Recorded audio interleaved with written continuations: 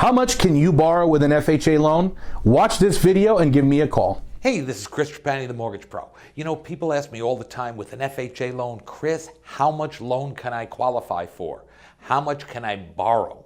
Well, it depends on a number of factors, and I'm going to go over a whole bunch of them right now.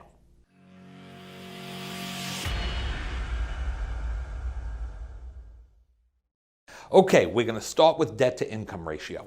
Here's how it works. There's two debt to income ratios that we have to worry about with an FHA loan. The first one is the payment. We call it the front end. It's the first one. So the payment can be no more than 47% of your total income. So for even number purposes and just to make it a little easier to calculate, let's say you make $10,000 a month. That means that 47% up to $4,700 can be a house payment. Now we have a back-end ratio. That's also the total house payment. And when I say total house payment, what I'm referring to here is principal, interest, taxes, insurance, and if you're in a condominium or an association, you pay an association fee, that has to be included too. 47%, now we're going to look at the back end. Take that 47%, that full payment that you have, and now we're going to add on your car payments, student loans, credit cards, child support, alimony, any of these type of things.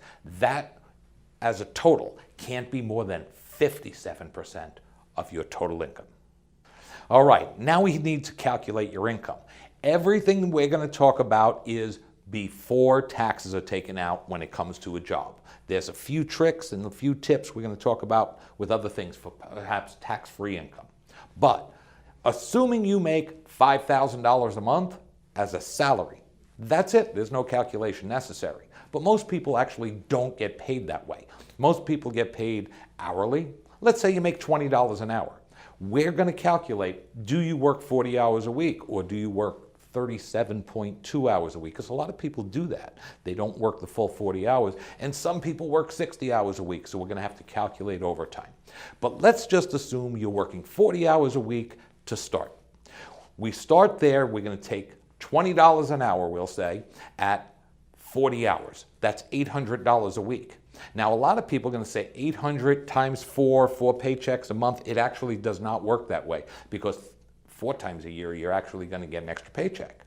So here's how it's going to work. You're going to take that $800, multiply it by 52 weeks, and divide it by 12, and that's the actual income. So we're going to show you some formulas, and we're going to work with that. But I'm going to teach you a little trick here that nobody seems to know. Take your hourly salary, if it's $20 an hour, and if you work 40 hours a week, just multiply by 173.333. You get the same exact number. For all you mortgage professionals and real estate professionals out there, I just taught you something. A lot of people who work hourly also work overtime. How it works is we're going to take a 2-year average of your overtime. And a lot of people say, well, I don't know exactly how much I make, overtime. It changes from week to week and month to month. Well, here's what happens. We require a verification of employment. We are going to send your business, your company, a form to be filled out. It's a standard form, and it asks them, how much did you make in 2016 for overtime? How much did you make in 2017 for overtime? How much have you made so far in 2018 for overtime? And we're going to average that out because sometimes people go into a very busy season, maybe come Christmas time. Or maybe the summertime is super busy, but you don't work overtime in the beginning of the year. This way we average it out so nobody gets shortchanged, and we don't give you too much overtime and credit for that either. Bonuses. We all like bonuses. We're going to average those too. We're going to average that over 2 years. If you get a commission, a lot of people, salespeople, their salaries and their incomes are commission driven. We're going to take a look at 2 years commission, and we are going to average it out. That's how we're going to figure out the gross. Now, that's how we figure out your income. It's the same exact thing for your spouse. And we'll total the two together, and then we're going to start working with the 47% and 57% debt ratios. Okay, I promised I was going to talk to you about tax-free income. What is tax-free income? Well, there's a number of different things. Child support is tax-free income. Sometimes people get foster parents and they get checks from the state or whatnot. Veterans, Veterans often receive income from disability. That is tax-free income. Some people receive Social Security disability or maybe even Social Security, but they don't have enough other income to have to pay taxes on it. We take this, we understand because you don't pay taxes, it's actually worth more. So what we do is on an FHA loan, we add 15% of it. What does that mean? If you get $1,000 a month tax-free, I get to add 15%. It looks like $1,150. We're going to add that to your income. Now, what else is super important to calculate how much home you can qualify for? Well, we're going to look at your credit score. Why your credit score? Well, if you have over a 580 FICO score, we're usually going to be able to go up to that 57% debt ratio and 47% front end. Sometimes it requires a 620. It all depends on how well you've taken care of your credit or not. Now, if you are below a 580 FICO score, we're going to be looking at a much lower debt ratio. If we can't get a standard approval by going to Fannie Mae and Freddie Mac's website, we're looking at a 41 or 43% debt ratio, depending on the circumstance. So we have to look at these things as a whole.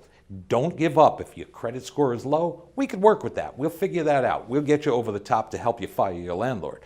But we have to work within the confines of the government requirement that FHA puts on us. Now, what is the payment? Well, we have to calculate it based on today's interest rate. The interest rate changes daily. It goes up a fraction or it goes down a fraction. It changes daily. We have to look at your property taxes based on the purchase price. We have to look at your total payment. How much is the homeowner's insurance?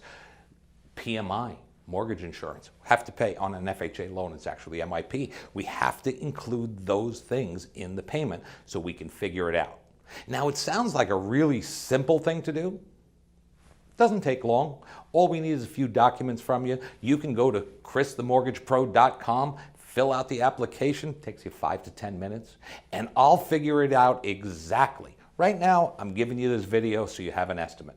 But we have to end the guessing, start the knowing, so we can fire your landlord. Sometimes people are just a little short on income and they say, what do I do? Do I have to really downgrade my house that much? Well, what about a non-occupying co-borrower? What's that? Well, maybe your brother, sister, cousin Charlie, mom, dad, they have good income with not a lot of debt. And what we do is we add their income onto yours. Now, we obviously have to add their debts too. They are just as legally responsible as you are for the loan, but very often it can help you go over the top and buy your own home. Hey, thanks for watching the video. I hope you enjoyed it. And if you want to get started today, stop procrastinating. Either call me up, 310-350-2546, or go to the website. Right here, you'll see it, fireyourlandlord.info. Click on the Apply Now button. We'll get you started. We're going to fire your landlord.